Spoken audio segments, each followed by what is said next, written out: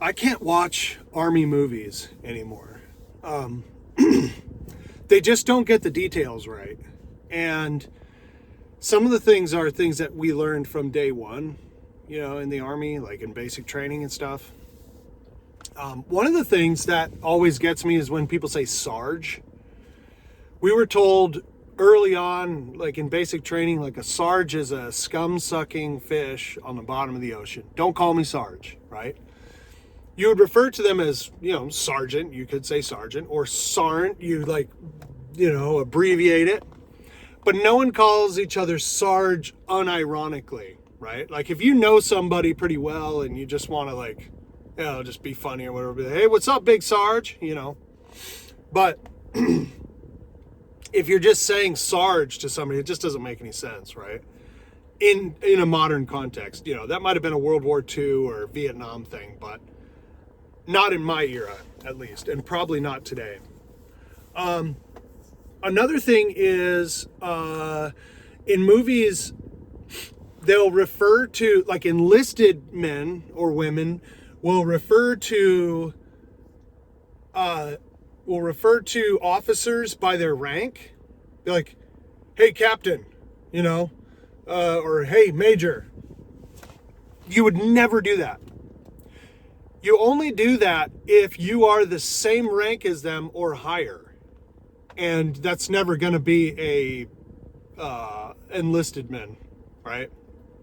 So the only time you would ever say their rank is if it's followed by their last name. So you'd be like, hey, Captain Smith, for instance. Captain Johnson. Just if there's a crowd of officers and you have to get the attention of one of them, right? That's the only time you'll do it. Otherwise, you just call them sir. There's only one exception to that is in a platoon. Your platoon leader is a lot of times you can say, hey, LT. I don't know why, but that's a thing. You can say LT, right? And it's totally fine and acceptable and considered totally respectful, Another thing is, another term is danger close. So they'll just throw that term out there in Army movies, like danger close or whatever. But that is a artillery term. Danger close refers to when the enemy or the target is within 600 meters of your position, right? That lets the artillery unit know not to make any big corrections, right? So if they miss, if you say danger close and then you give them the grid or whatever, and they miss the target and then you say, hey, right 100, right, to move the rounds right 100, they can only do 50 at a time because they want to do it incrementally so they don't accidentally drop it right on your position or something, right? So that's what danger close means. It's not just some way to be like, like on the radio, like, danger close, It just doesn't make any sense. No one does that, Another thing is their uniforms will be wrong.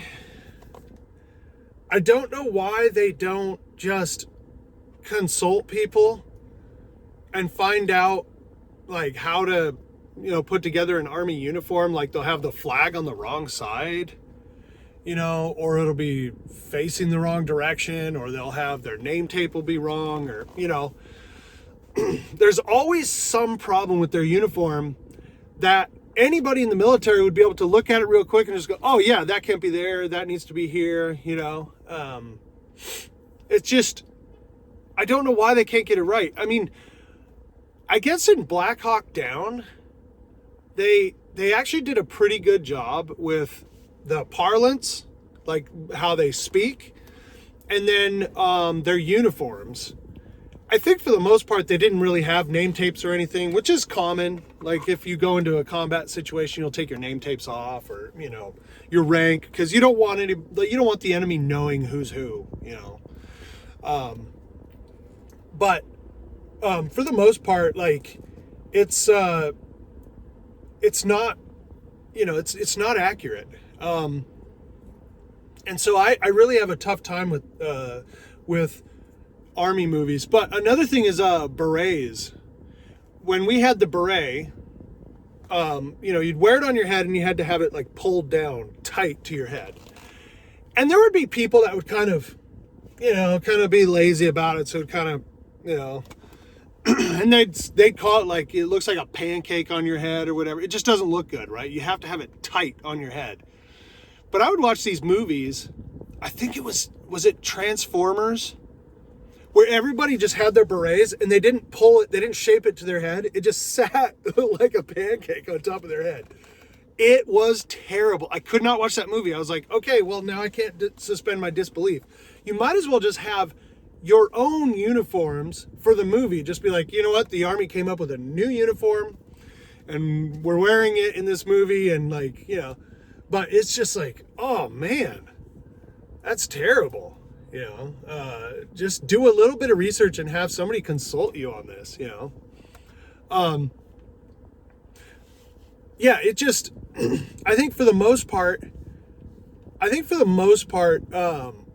they just don't care, or they don't think that people will notice that type of thing. But when you live that life every single day and you go through inspection every single day, where you form up, and then your NCO or whatever walks in front of you and goes, hey, fix your name tape, or hey, that whatever, your facial hair is out of regs, or something, I don't know. You get to know these things like very quickly. One other thing that I noticed is they'll salute indoors in movies, and you don't do that. You don't salute indoors in the Army unless you're under arms, so you have to have a weapon with you. And so, that's just one of those things that you pick up on really, really quickly. It's like, oh no, you would never do that. Like, it's obvious. So I can't suspend my disbelief anymore. Like, I have to look at this and go, okay, well, now it's complete fiction, Even though I know it's fiction, I want it to be at least a little bit truthful to the experience. But yeah. So anyway, those are some of my thoughts. Thanks for watching.